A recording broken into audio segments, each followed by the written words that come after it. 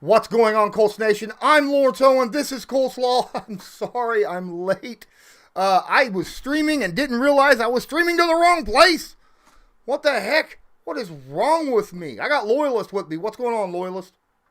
Hey, I'm just glad this time it wasn't my fault. Ain't that the truth? This was all my fault. I'm sorry, guys, that I am legitimately 5 minutes late. We've been sitting there talking and realized it didn't come up. I'll have to delete that previous one. But that's okay, man, because we're here to talk, as you saw with the thumbnail. We have, let's see here, coaches, new coaches with the Indianapolis Colts. We're going to discuss a little bit about them and what they bring to the Colts so that we know a little bit more of what to expect for this 2021 season. This isn't actually my idea. This was Loyalist's idea. It was a great idea. So thanks for bringing this up, Loyalist. Hey, anytime. All right, so while you're here, please don't forget, smash that like button, hit subscribe if you're not subscribed, tag that notification bell so you're notified next time I go live. Don't forget to hit that description. Open it up, because in there is so much extra information, right? I mean, you got links to my super chat, which I would much rather you prefer using that super chat than the one that's actually on YouTube, because YouTube takes 65%. The other super chat only takes 4%. Now, don't forget there's also Patreon. Yes, Patreon. There's a link in the description also. Right here is my current patrons, and if you would do me a huge favor, don't forget to shout this out on the share down there below. You can send it out to anywhere, on the interwebs. But yeah, once I have 15 patrons, I've been saying this for about 2 weeks now. Once I have 15 patrons on Patreon, I will do a live stream every other week with my Patreon supporters. Don't forget, there is also the merch shop. Make sure to check out the Colts Law merch shop. The link is in the description of this video. There are a ton of high quality, reasonably priced items there that you can choose from. And all you got to do is just click one button and you can go and check out all these great merchandise items. Shout out to everybody watching right now. I got Nano505, Alpha Wolf, Dylan Green, and Ant Rogers right here in the live chat.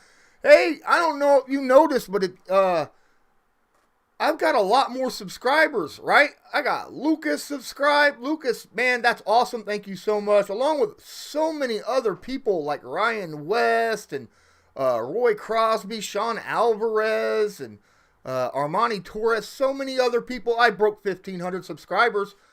That's something I'm really excited about. I still want to hit 2,000 before training camp starts, and I'd like to have 3,000 before the season starts, but we'll see.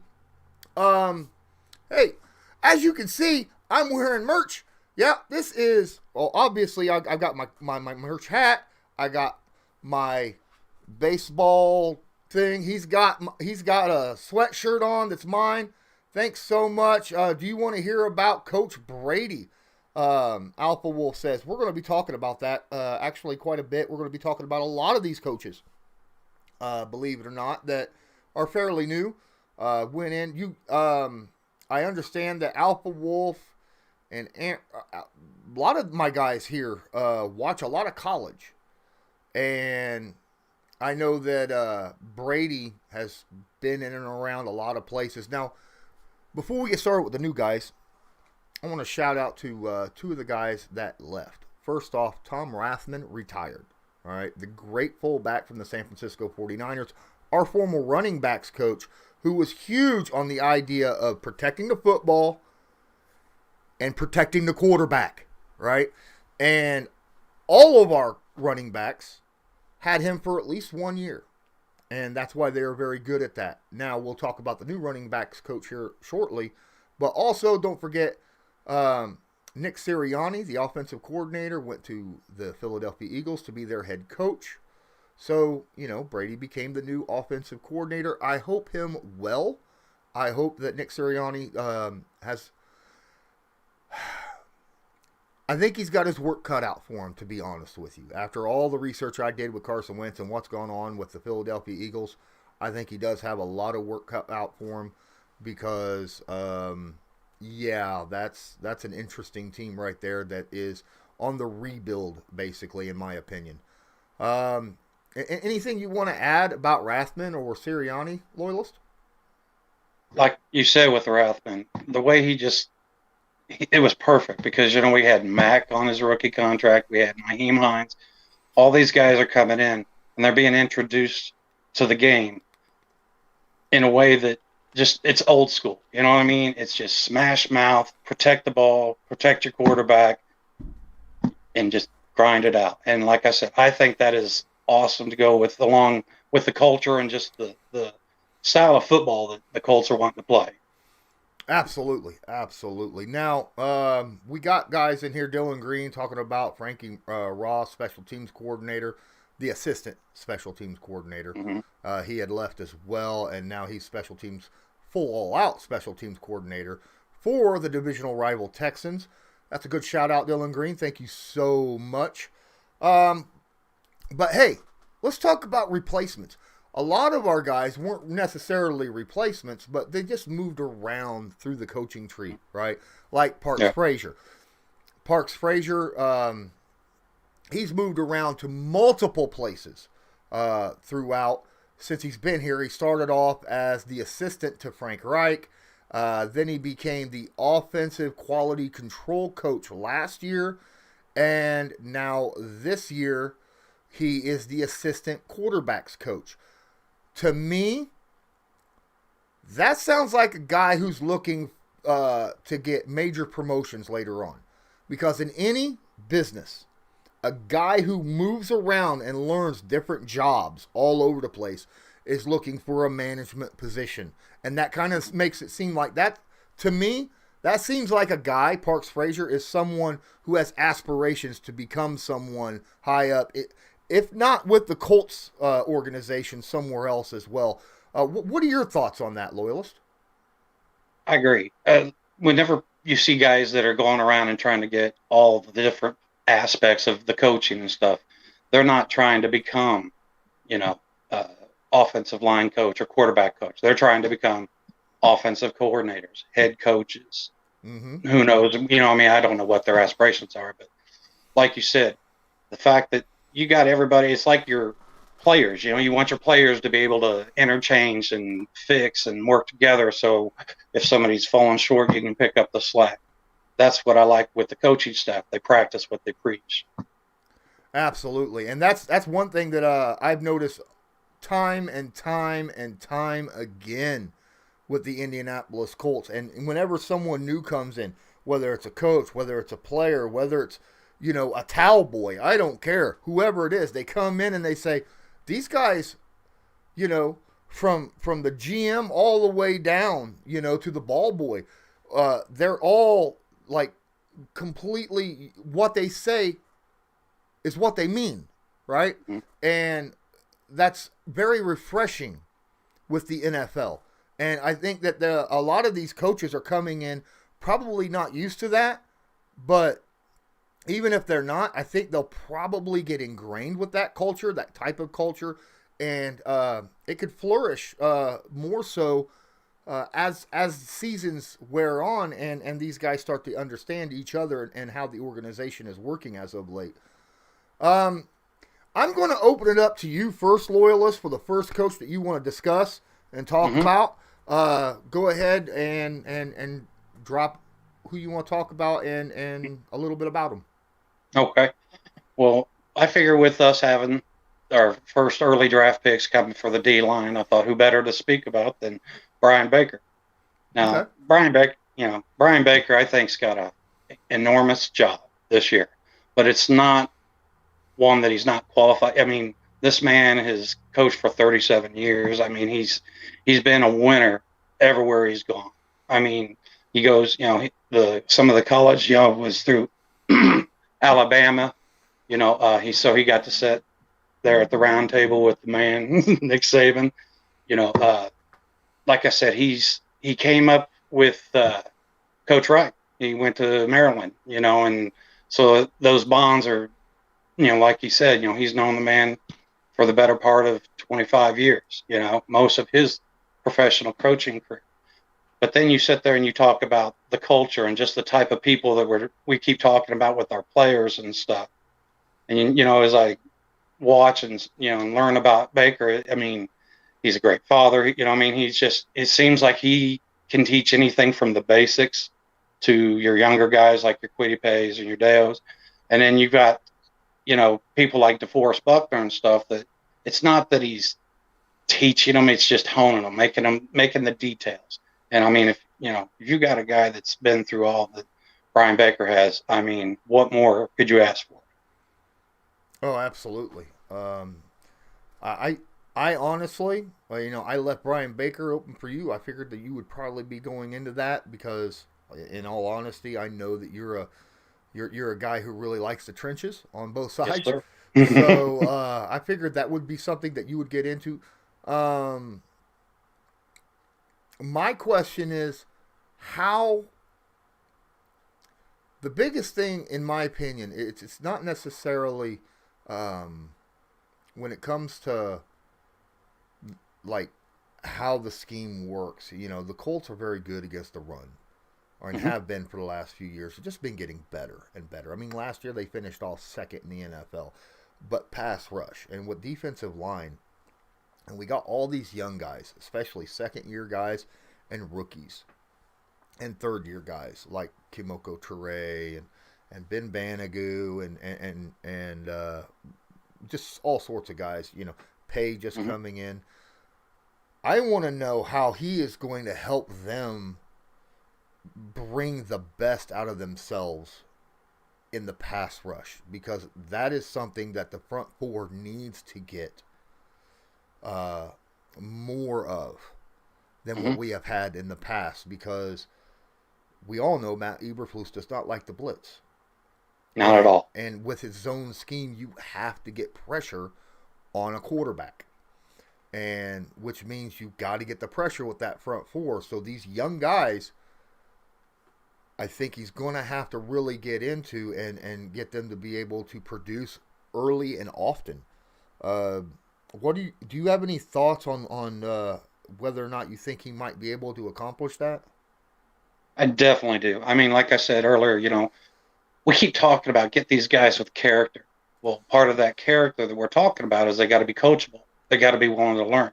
Okay. Now you sit there and you watch him, Baker, and I mean, like I said, he's been a winner in every level of his career. He just seems to understand how to communicate to these fellows, and just get the best out of them, whether it's through motivation, whether it's through, he's got that, if I need to, I'll jerk a knot in the tail or whatever you want to say. He just seems to be able to have that old school, this is what the basics is. This game's easy. And really it's just, his whole thing is, let's react. Let's just get the speed out here, And a lot of these guys, I would have to think they'd be excited to be, following under those premises. All right, Alpha Wolf was talking about, not to take away anyone's importance, but which position coaches are highly crucial to a position or role, and which position coaches are more laid back. And I don't think any position coach is laid back. The position coaches are legitimately, in my opinion, more important than your coordinators, okay? Because the position coaches, that's who the players directly go to. They're the guys that are on them on a consistent basis, teaching them, driving them, bringing out, their energy and showing them what they need to do when it comes to scheme-wise as well, right? Now, your coordinators and stuff like that, they most of the time, the coordinators are talking to the position coaches.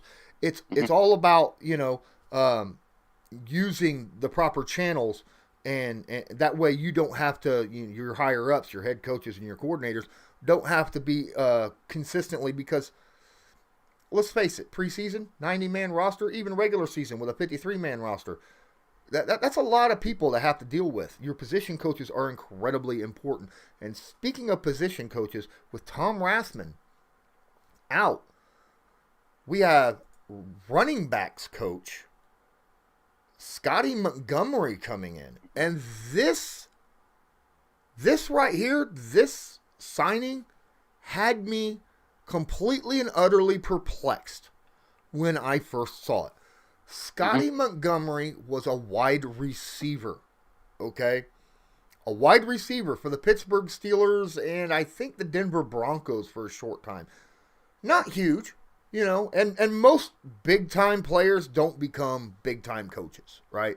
Now, Frank Reich might tell you otherwise, but generally it's the guys who make it and then don't quite make it in the NFL, but they have a mind for it, right? And you would think that wide receiver would be that position that he would be great at. And he did. He went in, became a wide receivers coach for Duke, right? He was then he got moved up to assistant head coach and offensive coordinator for Duke as well. Then he ends up going to East Carolina and becomes the head coach. And then the offensive coordinator for Maryland last year. Which is, to me, incredibly odd because he never solely focused on running backs throughout his career. It's always been offensive coordinator, head coach, wide receivers. And now he's the running backs coach. And the more I think about it now, the more I think this is a brilliant move by Frank Reich. I honestly believe it's a brilliant move because beforehand you had Tom Rathman. The guy who was all about teaching the guys how to run, get between the tackles, shoulder up, take the hit, power through, protect the football, protect your quarterback. Now you got a guy who's all about making moves in space, catching the football and securing it. So, you know, he's going to help our running backs since they've already learned probably all that they could learn from Tom Rathman because all these guys have already learned from him. Yeah. Now they're going to be learning how to, you know, take the ball in flats, take running back screens, how to shake people in the open field, things of that nature, stuff that Tom Rathman was not strong on through his career and his coaching habits. So it'll help make the running backs more complete and more rounded, believe it or not. And I think it could help them become more explosive, believe it or not. You may actually see our running backs. You've seen Marlon Mack take 20, 30-yard runs or catches or something, and Jonathan Taylor do the same, and Naheem Hines and Jordan Wilkins. But if you got a wide receivers coach teaching you how to do this stuff as well, oh, man, that could end up being something really pleasant to watch this upcoming season. Yeah, I sort of compare it to like Jonathan Taylor last year. You know, when he first, at the beginning of the season and stuff, it just seemed like he hadn't quite caught up to seeing where the gaps were opening up, seeing where the open spots, the soft spots were to turn these 3-yard runs into 5, 8, 12-yard runs. Well, now this year, okay, you've got Jonathan Taylor and Marlon Mack. They're learning how to read protections. They're learning how to get better keys, like what these receivers and stuff are seeing. So I think that goes to what you were saying. And like earlier, you said how coaches learn different all aspects and stuff. Well, right here is a good example of that. Everything I've heard and understand about Scotty is his strongest attribute is he's a great communicator. You know what I mean? He doesn't know how to do everything himself, but if he doesn't know, he can find the right people or get the right people to make sure, and he's a great teacher. So, like you said, that's amazing for these young running backs. Well, it's not just that the coach is a very good communicator. These running backs that are already in the stable are incredible leaders and communicators themselves. When Marlon Mack went down, he didn't sit on there and pout and be like, man, there went my 2020 season. He was there working with Jonathan Taylor the whole time, working with him on film, telling him what he saw he did wrong, that kind of stuff. Marlon Mack was doing it. Hines just talked about it in an interview, 2 days ago? Yeah, about I was getting ready to say. And Hines is the same way. I'm sure Wilkins are the same way. These guys are there rooting for each other because it's about winning, right? Mm-hmm. It's about winning the game. and then stacking those wins one after another, in with the final goal of making it to the playoffs, and then the ultimate goal of reaching a Super Bowl. What's another coach that you wanted to get into? Okay, James Rowe. He's another first year. He's the cornerbacks coach. Like you said, for me, I see the coordinators as the managers, the ones that are delegating, the ones that are making sure all the pieces are with the right people and doing the right things. Okay, well, now you've got James Rowe, another first season coach. He's coming in, not a whole lot of experience. I mean, he's got 3 years, I think it is, in the NFL. Mm-hmm. You know, and then most of his career was through the college ranks and stuff. But one interesting thing is he's got this connection with somebody you might have heard of him. You know, Kenny Moore. Yeah, I mean, you know, he sat there, and Kenny is. I've listened and read some of the information from Kenny, and he can't talk about this guy enough. I mean, they stayed in touch even after, you know, he coached him up in 2016, I think it was. Then you turn around and you also hear about veteran T.J. Carey. Heard him speak earlier this week talking about how, you know what, he's coming in and he's not communicating like he's a new coach. He's not communicating like he's above his comfort level or anything. He says he's out there, you know, just keeping the message clean, and it's like they haven't missed a beat. Now, if you're going to be filling somebody in the hole, that's exactly the transition you want. Okay. A guy that I want to talk about, and I wanted to bring him up because he's been with the team for a while, but this is the first time that he's switched positions, and I think this is a big time importance. Clayton Adams. Clayton Adams is the new tight ends coach. Okay?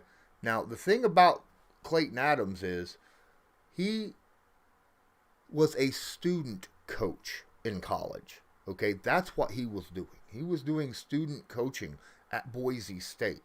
And then he stayed in college. He went to Western Washington as the run game coordinator. He ended up in Sacramento State as the offensive tackle tight end coach. Went to San Jose State, worked with the tight ends there. Then Colorado with the running backs and tight ends. And then he went to the offensive line with Colorado. And now 2019 through 2020, he was the assistant offensive line coach. And we all know that the offensive line did phenomenal those 2 years, right? Mm-hmm. This year he takes over as tight ends coach. And I think that's helpful in the aspect that he knows offensive lines and tight ends, okay? Which also means, you know, you think offensive line, tight end, that is pass and run blocking, right? Mostly. I mean, when you think in an offensive line with tight ends, it's all about blocking. A lot of people want to talk about Kylan Granson and how he wasn't a very good blocker in college. I think I completely destroyed that in my freaking film room on him. Yes. But at the same time, now he's got a tight ends coach who is really, really good at helping coach offensive linemen as well. So, I mean, he's going to end up even being better at blocking. So, I honestly believe that that's even going to help even more when you got someone like Carson Wentz sitting in the background. I just had myself, what do we got here? We got Dylan Davies. Thank you so much. I believe that's a subscription, but I need to open it up just to be sure 100%. Give me one moment because I didn't have that up. Open up. Yes, Dylan Davies just subscribed. Thank you so much. Appreciate you. But yeah, I honestly believe that Clayton Adams is going to help the tight end. You know, a lot of people are like, not another year of tight end staying in and blocking all the time. I don't think that's necessarily what's going to happen. I think it's it's going to ensure that Kylan Granson is a good blocker. They are going to focus on the blocking, which is important, especially in the run game, being that we are a run-centric team, okay? Mm-hmm. Now, Granson still has explosive ability in the pass game. Mawae Cox still, you know, we know what he can do. We've seen it, you know, and And Jack Doyle is that security blanket for all tight ends. But I think what he's going to bring to the tight end position, I think, is going to be incredibly helpful. Any thoughts about that, or do you want to go on to your next coach? Well, What's up, Buck Dancer? Appreciate you being here. Oh, sorry. Just one thing is I'm interested to see how he teaches not the blocking on the line and stuff, because I want to see how he teaches them how to block whenever they're like on a, 7-8 yards down the field in that open field, because that's a totally different blocking scheme than, So like you said, he's got the offensive line, but he's also got a lot of experience with the tight ends. And So I feel like from what you've said, he's going to be able to be really rounded and not have a whole lot of things. Now, honestly, I can't imagine that Jack or even Mawae, have, I think, more of theirs is sharpened than the edges, you know what I mean? But like you said, when you've got Kylan Granson and some of these other up-and-coming undrafted free agents and stuff like that we may, if injury comes or whatever, we may have to rely on. So you want to make sure that they understand. Absolutely. Well, you think about this.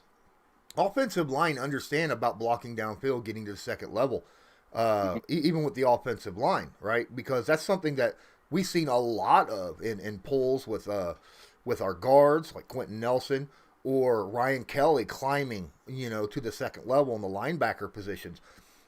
When you see running back and tight end and wide receiver screens, I think that is where you're going to see a lot of what Clayton Adams coaching is going to come out, because last year we did better with screens, but Rivers was really good with screens. That was one of his big, huge pluses, was he loved the screen pass. And that's why our running backs got so much attention last year. Why Nyheim Hines was the leading receiver for the team. Clayton's going to help make that yak yardage even better, on screenplay. So that's why I love that. Dylan Green's, wasn't Adams leaving to take a college job at AZ but backed out because the Colts offered him this job and took it. So just let you know. When you get a positions coach, that's very nice to have. Another coach there for you, Loyalist. Okay, you got Mike Groh. Now, Mike, he's in his second season, and then what I like about this, is he's the receivers coach, but he's also spent a lot of time when Carson was in Philly. Okay, so he knows what Carson likes. He knows where he wants his receivers and stuff. So now, Carson's talking about how coming to the Colts this year has been like learning a new language. He says that the schemes and stuff are similar, but he says the language and the verbiage is totally different. Well, the nice thing is now these guys have their own dialogue along with Press Taylor. They have their own dialogue where they can make that transition, that communication over the first couple weeks of the season and stuff, to where, like you can sit there and say, okay, A actually means Z over here for us. You know what I mean? And he can sit there and he can interpret it, for lack of a better phrase. Now, on top of that, he's got so many young, big wide receivers to work with. And they all have so diverse of so many different abilities.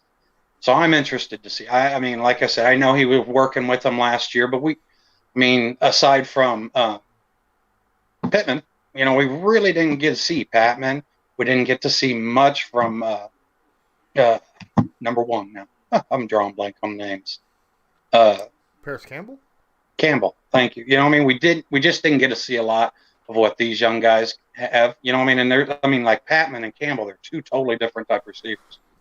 So I'm real interested to see how Groh can sit there and make his message fit all these different styles of players. You know what I mean? Yeah. Groh's an interesting concept with the new coaches. I think that you're right. We have such young talent on our team. You take away T.Y. Hilton, we got an incredibly young wide receiving core. And a lot of them are either big 50-50 catchers or small fast guys, And I think that a lot of these guys have shown a really high ceiling, but we need them to reach that, and that's what Grow is there for. So the coach that I want to talk about, but before I get into it, please, guys, smash that like button, hit subscribe if you're not subscribed, and tag that notification bell. That way you're notified next time I go live or upload a video. Scott Milanovich. I know you wanted to talk about him a little bit, so you can add on if you have anything to add on afterwards. I know he's got you kind of fired up, right? Being that he is now the quarterback's coach. And people are like, why would you want someone who was a Canadian football coach? He rolled through the Canadian League all over the place. Well, the Rhine Fire, the Cologne Centurions, the Montreal Alouettes, the Toronto Argonauts. And then last year he was with Edmond, right? He was the quarterback's coach in Jacksonville from 2017 to 2019. But to be fair, I think he's perfect for the Indianapolis Colts.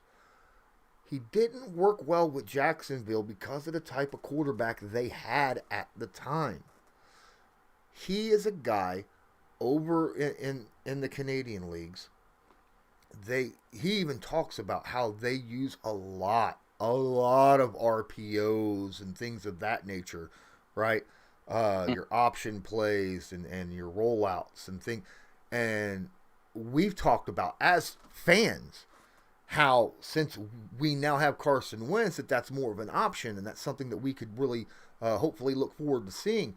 And with him being really kind of ingrained in that, we may actually see this be a bigger part of the offense than what we had in the past. And not just a little bit. I mean, a lot more. And I think we have the talent to make that happen and really make it succeed generously on the offensive side of the ball. I hope it works out, because if it does, this will boost not only Milanovich's career, but the entire Indianapolis Colts. Now, I don't want them to, I don't want to see the Colts go into the straight Ravens offense. No. No. But I wouldn't mind seeing more of that style used, especially with Carson Wentz or even Sam Ehlinger occasionally. Your thoughts? Yeah, I like you started talking about that, and I'm sitting here thinking about Carson Wentz, Nyheim Hine, Marlon Mack, or Nyheim Hine, Jonathan Taylor. Seriously, what are you going to be able to stop? If they start running that more Canadian style, wide open, type of, okay. And then whenever they start coming in to stop that, now you just, run right up the gut and with the same running backs that you're worried about hitting you out in the flats and stuff, Yeah. And another thing is Montgomery was just a winner. You said he went through all the Canada and stuff, but he was part of 3 Grey Cup championships, which is like, their Lombardi trophy. You know what I mean? And he was part of 3 separate teams that had achieved that level. Plus, didn't he also work with Brady in the Canadian League for a while, I think? And I don't know that 100%. Okay. That was, but either way, I think that, with the Marcus Brady and him both being familiar with each other and also having that Canadian background, that more wide open, I think that's going to give Coach Reich just more opportunities to just open up that playbook and just be like, what are you going to stop now? Last year, one of our strongest attributes was, we may only have a receiver with 4 catches or 5 catches, but we've got 8 of them, that have 4 or 5 catches. You don't know who to stop, and I just, like I said, with this, if it goes away, I think it's going to where they open it up, like you said, more and do more of the RPO and stuff. I can't imagine a defense, sitting there and trying to scheme for that and stop that. Oh, okay? When you said Brady, you're talking about Marcus Brady. Yes, sir. Okay, Oh, yeah, I'm yeah, sorry. yeah. Yeah. When you said Brady, I was thinking of somebody completely different No, sir. because I'm as a Colt fan. um, but Dylan Green kind of explained that to me right here in the chat. He also says that. Oh, by the way, what's going on, Jay Davis? Appreciate you being here. He says preseason will be exciting to watch. I don't know if we see much of this in the preseason games. Frank Reich is known for being very, very vanilla in preseason. Practices, training camp, things of that nature, I could see him maybe practicing a little more on some of these RPOs and things of that nature. But Yeah. honestly, we're coming out the gate against 5 of the best teams in the NFL the first 5 weeks. I think he's going to want to keep everything really close to the vest because I don't think he's going to want to show too much in preseason. I think he's going to want to come out sprinting, right, against Seattle week 1 and show them a bunch of stuff that they just not expecting because there's no film on it. Yeah. You know, and Milanovich, I believe, will help with that, and along with Marcus Brady. Speaking of Marcus Brady, is that a guy you want to talk about? Sure. All right. Like I said, I like Marcus Brady. I like the way that he's just represented himself. He came in, and I'll be honest, I hadn't heard of him whenever the Colts brought him in 3 years ago. But like I said, I've just watched this guy, and the way, I mean, you don't hear a lot from the quarterback coach, but maybe during this time of year, you know, and every time that he interviewed and stuff, I was like, okay. I mean, Marcus Brady isn't just your average football mind. From everything I've heard and seen, he just seems to have a very high level, like our head coach, like our former offensive coordinator. They just have a very high level of understanding of scheme and stuff. You know, so whenever you can sit there and start implementing that cerebral ability along with now all these other options because of the roster that we're putting on the field. I mean, like I said, to me, I'm not interested to see preseason for the scheme. I'm more interested to see the preseason to see some of the younger players that we haven't seen. But like you said, week 1, week 2, I mean, we're all going to go, okay, preseason was a snooze fest. What is this? You know, I mean, it's sort of like unwrapping that present. I utterly agree. I think that a lot of people will be a little upset with preseason, but we'll have to. I mean, we'll probably lose games, probably the majority of them, because we got a lot of people that are kind of new. I mean, when you have a brand new starting quarterback and you got another quarterback, we don't have a quarterback on this team that's taking a game snap in the NFL with this team, and we got 2 quarterbacks that's never taken a game snap in the NFL, right? Exactly. That'll be playing most of the time in preseason. So don't expect to win a lot of games in preseason, especially with a vanilla offense. But what we will be seeing is what they're capable of, you know? And I think that's a huge thing. With Brady and Milanovich having that connection with the CFL, I think that, look, you're dead on right. I really believe that the RPO will be used a lot more often. And Frank Reich is a progressive head coach, right? He loves using a lot of these really designed plays to try to get people open and use their abilities to their best. And that's exactly what the Canadian Football League is all about. So we can legitimately see that a lot. Dylan says, if we didn't give Brady the OC job, I think he would have been offered one for another team. That would have been interesting to have one coordinator become a head coach, and then having, at the time, if I remember correct, he was the quarterback's coach last 2 years, right? And then immediately become an offensive coordinator on another team, maybe. Who knows? Yeah. I mean, he's been working with the quarterbacks with the Colts the last 3 years. So this will be his, just like everybody else, fourth quarterback he's messed with, right? We got Luck, Brissett, Rivers, and now Wentz. And that's just starters. That's just the 4 starters. Yeah. So he's used to dealing with guys with different assets. Now, he's got a guy that's kind of similar to what he was working with back in 2018 with Andrew Luck, or 2019 with Andrew Luck. So, yeah, I'm pretty excited. I want to see what this offense looks like, especially coming right out the gate. I hope and pray they don't show everything or even half of what they're planning on doing in week 1, because Seattle to me is a very beatable team. I really hope that they save a lot of surprises for the Rams, because we're going to have a game that game. I'll tell you what, Jim Irsay's freaking brilliant to have the enshrinement happen for both James and Manning on the toughest game of the year. That's brilliant. That's going to get the crowd into the game the whole game. That's going to be great. Absolutely. I'm sorry. It's way off base when it comes to coaches, but I had to bring that out because it came up to it. So, is there another guy you want to talk about?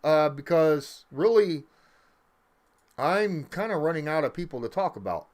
Okay, there's one I want to talk about, but it's not so much about his coaching pedigree or anything. It's about his playing pedigree. And that's our assistant offensive line coach. When I seen Kevin Mawae, I was just like, at first I was like trying to process. I'm like, okay, really? And then I got to thinking, our offensive line, okay, they've got that cohesion. They've got, they've got everything to get us into the playoffs. But what I like about this is because we don't have any offensive linemen that have gone deep into the playoffs. We don't have anybody that has that experience. You know what I mean? Mm-hmm. And then it's like, okay, who do you bring in to that can hold that credibility, who can look at, the Quentin Nelsons and the Ryan Kellys and be like, no, look, this is what's going to work better. And then they're going to actually just buy in and accept it. I mean, you bring in a Hall of Famer, not just a Hall of Famer, though. I mean, this guy did it at a high level. Yeah. And like we were talking before, I mean, he didn't just do it in one scheme or one team.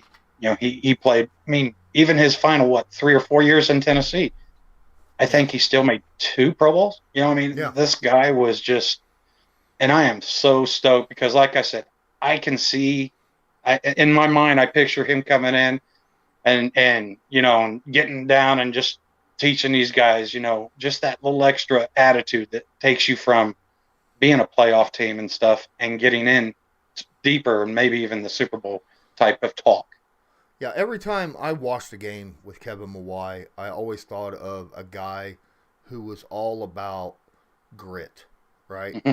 It's all about going out there, putting everything you got into every play, and just out-muscling the guy across from you. Can you think of anybody else like that? That's what I'm saying here, right? I mean, with the guys we have on our offensive line, I think, and Mawae's a great guy to talk to. I've seen a lot of interviews with Kevin, and he's a very nice guy. Mm-hmm. But there's a difference between off the field and on the field, right? And I think that obviously our interior is going to benefit huge from Kevin's presence and experience, as you said, throughout the NFL. So you're absolutely right. I'm excited actually about having him as the assistant offensive line coach. Who knows? He may get a promotion at some other point throughout his career. Who knows? So I'm going to open it up to questions in the chat. I see we got about 20 people watching live. Guys, don't forget, smash that like button, please. I'm registering 11 likes, for the past, 45 minutes or so. So please smash that like button because it really helps with analytics, getting this out. If you're not subscribed, please subscribe. Tag that notification bell so you're notified next time I go live. And if you want to help support this channel, besides just hitting the like button, you can share it. You can share this stream just by hitting the share button down here and clicking and getting that link, and you can post it to whatever social media or blogs or whatnot that you are a part of. So thank you so much.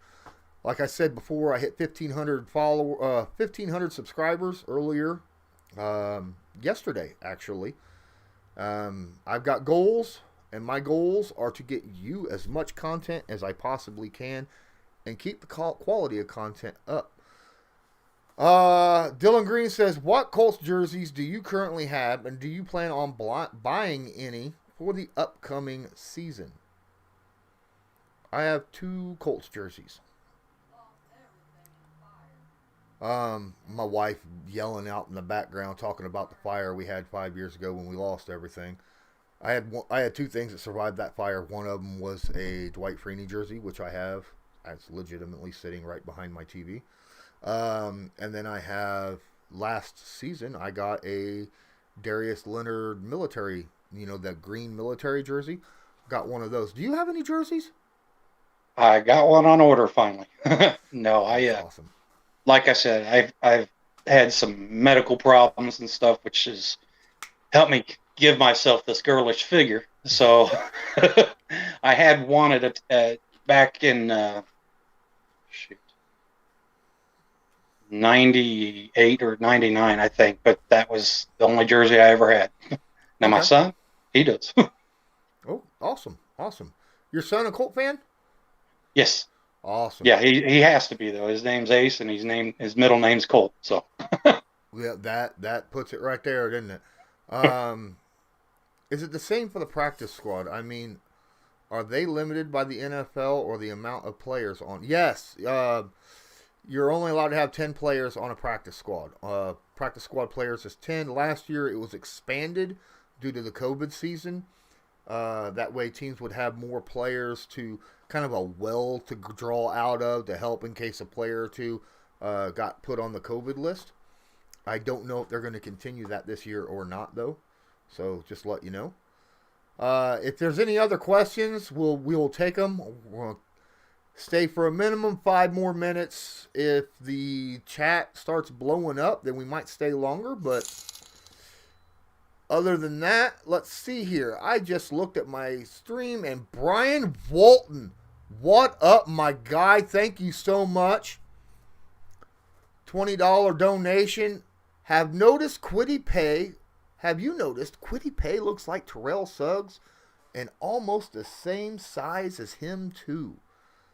Dude, if Kwity Paye is 3/4 the player Terrell Suggs was, I'm a happy man.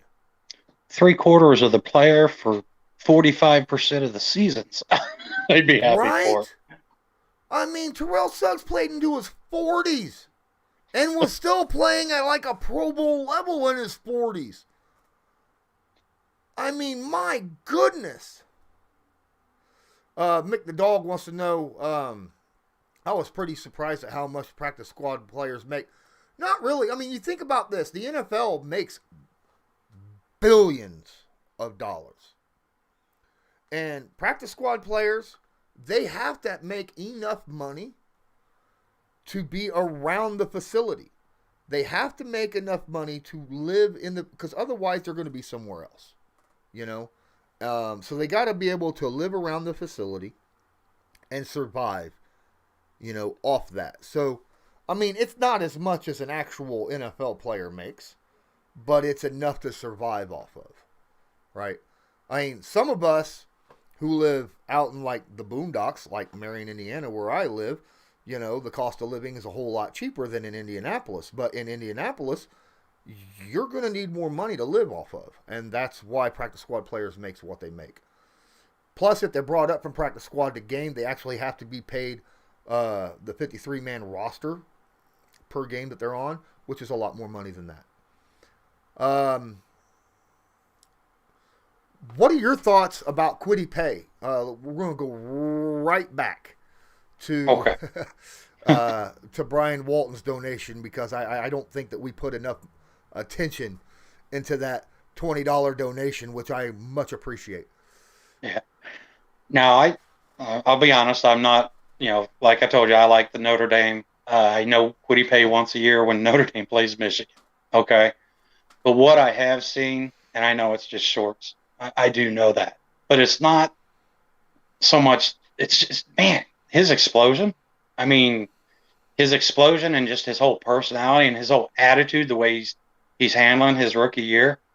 I mean, what more could you ask for? I love whenever you get these guys in the interview, and you can hear them, and you're like, oh, okay, this is the real Quiddy Pay. It's like, hey, what is it like to be a pro? And he just lights up, and he's like, it's awesome. I don't have to go to school, and just that mentality. And he's like, I'm taking this thing serious. And they ask him, what are you going to do during this extended downtime? And he's like, I'm in the playbook. I'm going to be coming in here, talking to the coaches, hitting up Coach Bake as much as I can. I mean, for what little information we have, I mean, there's nothing that this kid or man has done that's, gives me any concerns. Yeah, I like the idea that his number one priority is not only learning the playbook, but getting counter moves on pass rushers. Counter pass rush moves. That was one of the downsides of him as a pass rusher coming into the NFL, and he acknowledges that, and he says that he's going to be working on that hardcore, and which puts me to thinking that he'll probably be seeing Robert Mathis quite a bit this offseason.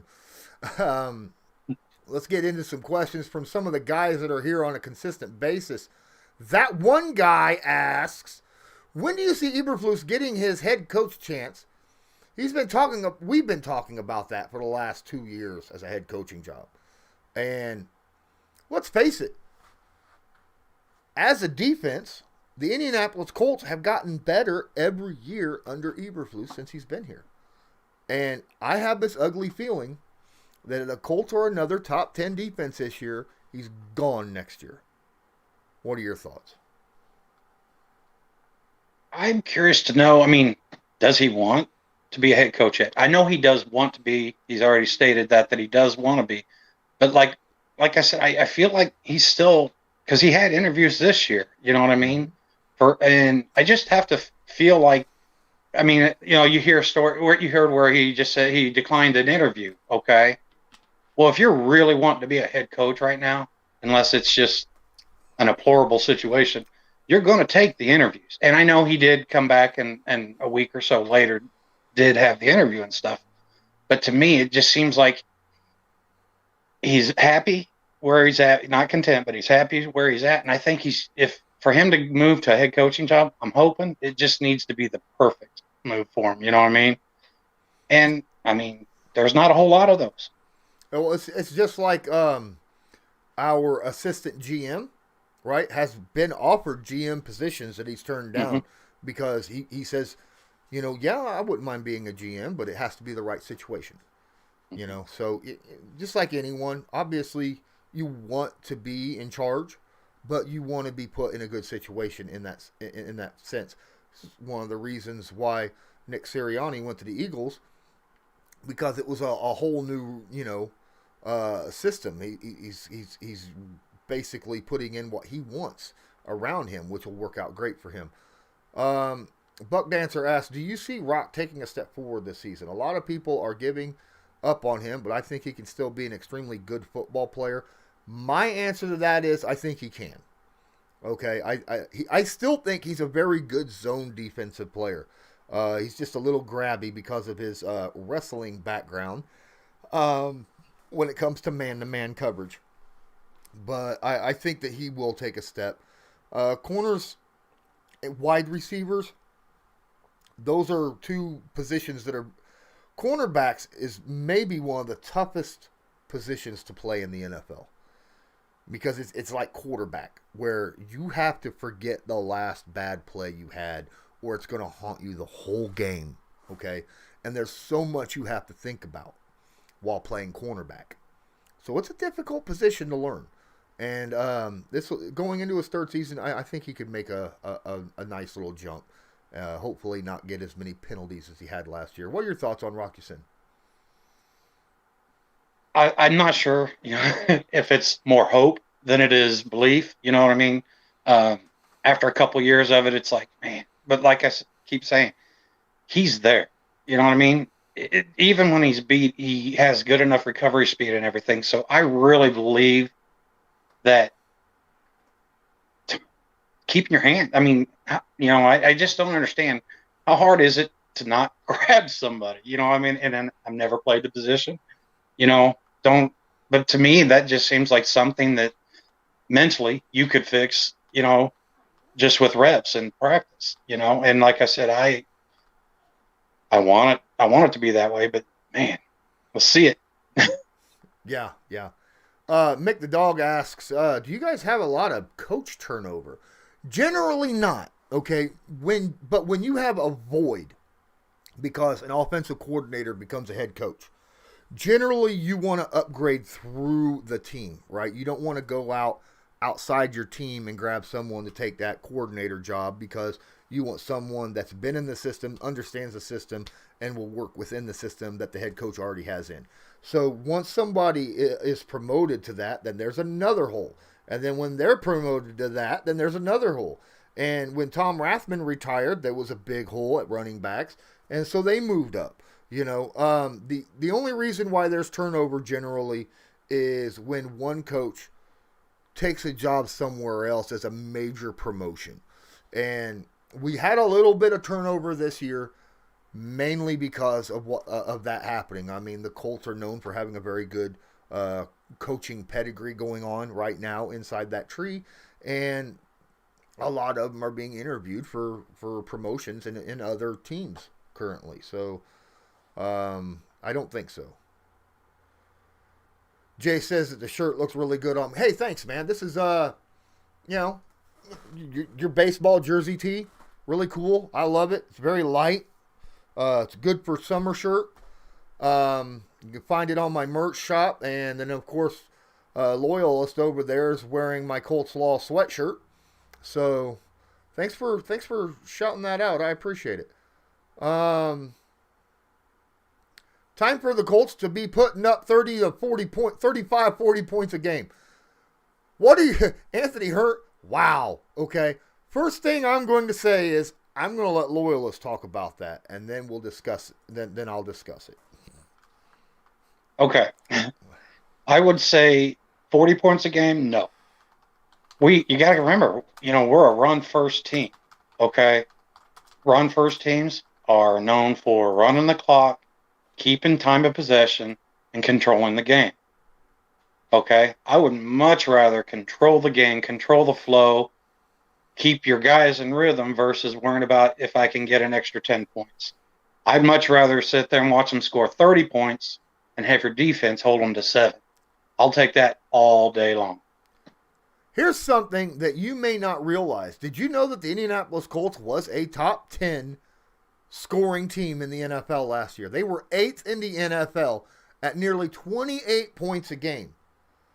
The average leader, number 1 scoring leader in the NFL, Green Bay Packers at 31.5 points a game. No, not Kansas City. Kansas City, believe it or not, was 6th. 6th. They only scored a half a point a game more than the Indianapolis Colts did last year on average. A half a point. And that's with Phillip Rivers playing. All right. And Carson Wentz, I think, is going to open it up, make us a lot more explosive.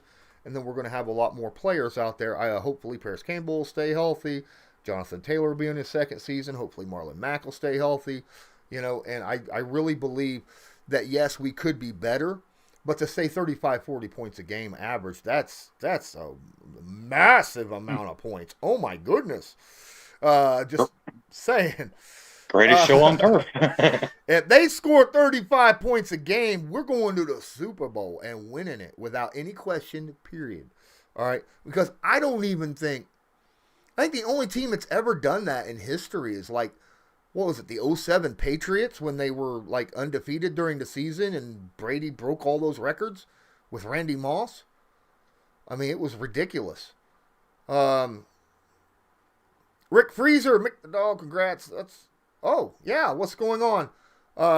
This is the first year I can remember we are getting all our coaches back, almost unheard of. Yeah, and it's surprising to me that the Browns are getting all their guys, all their coaches back, because, I mean, they had a good season last year, and they had a really good offseason this year. I think the Browns are the toughest team in the AFC. I think them and the Chiefs are the two toughest teams. And then I got the Bills right behind them, because I don't think that the Bills did not answer my question on what they were going to do with increasing their pass rush and getting a running game going. That's the two things that was hurting the Bills last year, at least in my opinion.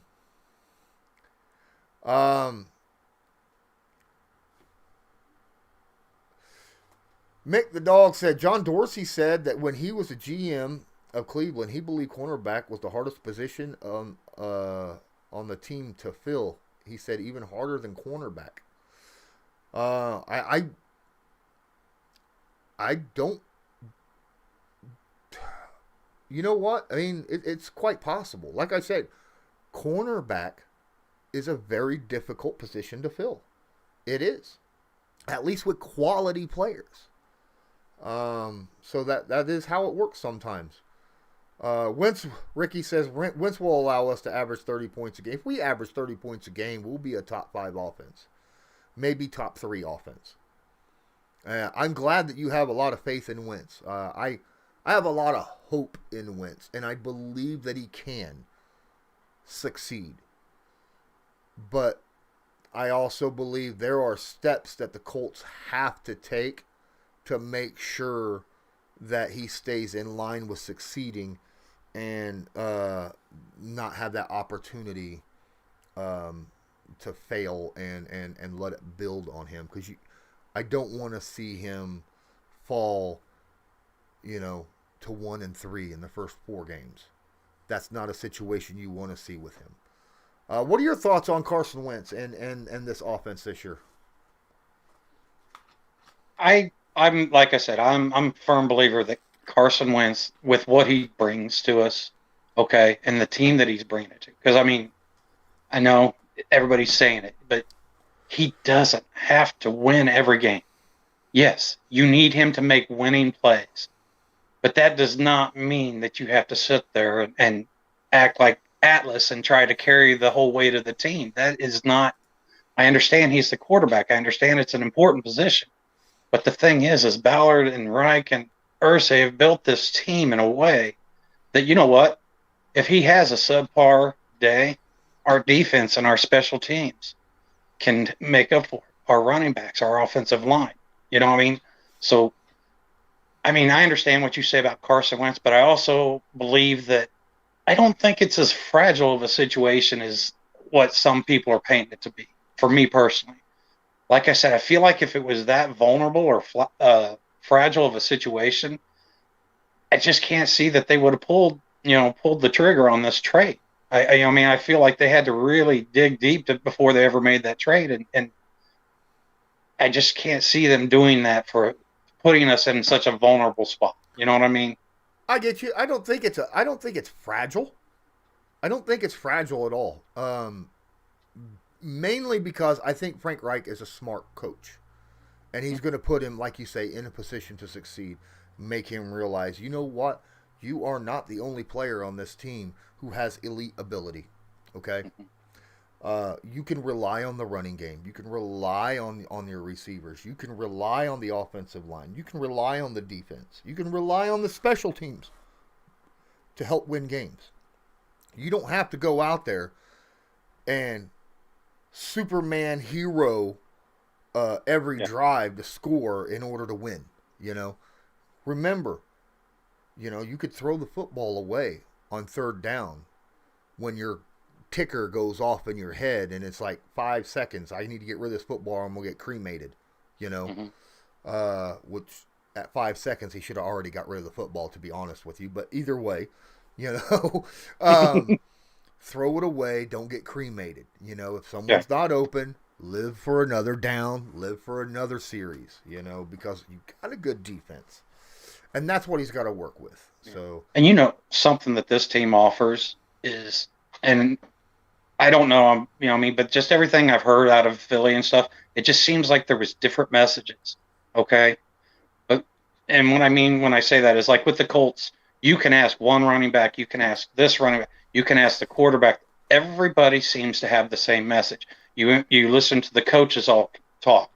I mean, the communication in this organization and the way Frank Reich handles this, collaboration technique instead of this on this guy and this is what you got to do. I feel like that opens up communication, which just makes a better environment. So, and in turn, that means the whole team is going to be able to produce at a higher level. The one thing that I really hope to see a lot of, like we saw last year, is not necessarily scoring every down. We don't have to score every down to win the game. I want to see drives where the offense has the football for 5 minutes plus on a consistent basis.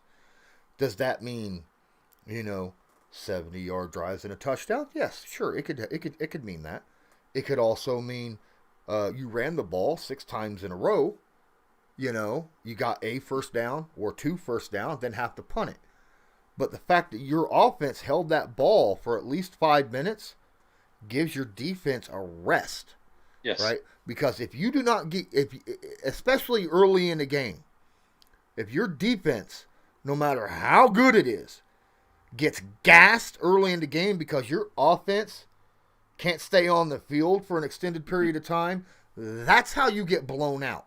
That's how a good defense gets beat. Especially a defense that plays with the characteristics ours do, with flying to the ball. I mean, every play, either you're going to get cracked in the locker room for loafs or you're going to be, pedal to the metal the whole time.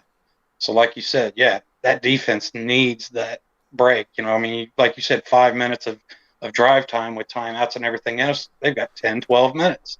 Yeah. Yeah, exactly. So, guys, we've been here almost an hour and 10 minutes, man. Brian Walton, I'm gonna hit that last question since you dropped that earlier. I really appreciate everybody, especially Mick the Dog and Ricky Freezer. You guys are awesome. Been in here with the chat the whole time. Please don't forget, smash that like button. Hit subscribe if you're not subscribed. Tag that notification bell if you haven't already. Don't forget, in the link, you can follow me. There's a link to my Twitter and my Instagram and Loyalist's Twitter. Please go check him out. Give him a follow as well. But Walton says the Colts 05 to 010 team should have won at least 3 Super Bowls. Do you think this team could be as good to one as 05? Upset the Steelers in the playoffs.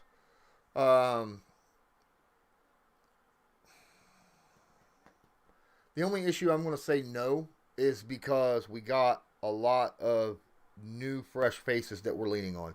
Our pass rushers are fresh. Quarterback's brand new. Okay?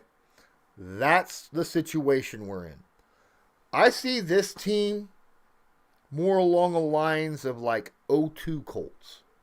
Right on there. They are playoff worthy, but not enough experience yet. I think they win the division. I think they get to the playoffs. They'll probably win a game or 2. They may even get to the AFC Championship. They could make the Super Bowl and win it. Who knows? I mean, they have the team. If everything clicks, I think they can. Just like, the Browns over here, Mick the Dog. Their team clicks. Oh, good Lord, they're a nasty-looking team, right? Especially if OBJ comes back to the guy he was back in the day. With the rest of the team that they picked up this offseason. Scary. Kind of like how the Colts have looked. I think the Indianapolis Colts are still a year away from national media acknowledging that they are an elite team because of the simple fact that Wentz has to, no matter how much faith he has to prove it on the field this year. Yeah, I think myself, I think this is our first year that we've actually starting to crack open that Super Bowl door. Okay. Now, I'm like you. I don't know. My confidence isn't as high that they're going to make it and win the Super Bowl. But when I say that is what I mean is I feel like if we have enough things go right for us this year, okay, if we have Carson Wentz comes out and gets closer to the 017, okay, if Kwity Paye comes out and starts producing 8 to 10 sacks, okay, if Rock Ya-Sin can minimize the penalties, you know, I mean, there's just certain things that it's like, man, okay, you know, but like I said, for me to sit there and say Super Bowl this year, no, but I do think that this is the first of the next 4 to 5 years where that door, I mean, you know, you got to kick it open. Hey, I want to say, what's up, Gardaki's Playground? Appreciate you being here. He did say the conference. You mean the conference with a winky sticking the tongue out? No, we're not going to win the conference. Can we? Yeah, I think we got the team to do it. But, man, we got a tough schedule outside our own division. It's nasty. We play the AFC East, which I already said is going to have 3 teams make the playoffs. And then we play the NFC West, who I believe is the best division in the NFL, period. You know? So it's going to be tough. Guys, I want to thank you again for joining. I'm jumping off here. Don't forget to smash that like. Don't forget to share this to other platforms, social media platforms. Appreciate you. And I will talk to you guys later. And until next time, I'm Lawrence Owen with Colts Loyalist. This is Colts Law. And as usual, have a good one.